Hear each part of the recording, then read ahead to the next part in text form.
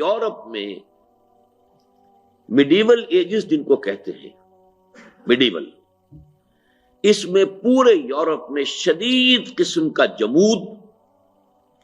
اور فکر اور علم انسانی کے اوپر بڑی شدید قدغنیں آئی تھی۔ پاپائیت کا نظام تھا، بڑا ڈکٹیٹرانہ نظام، اور سائنس پڑھنا حرام تھا، فلسفہ پڑھنا حرام تھا۔ اگر کسی کے گھر سے فلسفے کی کتاب برآمد ہو جاتی تھی اسے زندہ جلا دیا جاتا تھا۔ سائنس بھی حرام، فلسفہ بھی حرام، گویا کہ انسان کے فکر پر بھی تالے اور انسان کے مادی علوم میں اس کے بارے میں نظریات پر بھی قدغن۔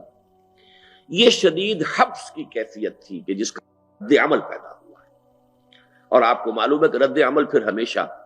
ایکسیڈ کر جاتا ہے اپنے، ایسے تو یہ کہ جو لاز آف موشن ہیں وہ آپ نے پڑھے ہوں گے، to every action there is an equal and opposite reaction,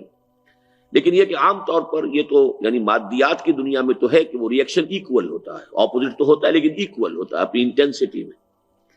لیکن یہ کہ عمرانیات میں، سوشالوجی میں رد عمل جو ہے وہ حد اعتدال سے تجاوز کر جاتا ہے، وہ پھر دوسری ایکسٹریم کی طرف جاتا ہے۔ تو یہ گویا کہ ایک بہت بڑا سبب ہے کہ جس کے نتیجے میں جب ذرا عقل کے تالے کھلنے شروع ہوئے اور جب ذرا علم اور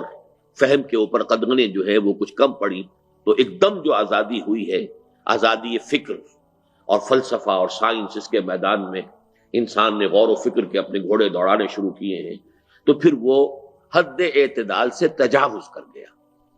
یہ ہے در حقیقت ایک ری ایکشن پاپائیت کے نظام کا،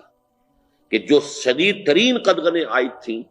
ان کا رد عمل تھا کہ پھر مذہب سے بیزاری، کوئی چیز بھی جو ہے کہ جس کا تعلق مذہب سے ہے اس سے ایک طرح کی نفرت پیدا ہوئی ہے، اور اس نے پھر مختلف فلسفوں کی شکل اختیار کی ہے۔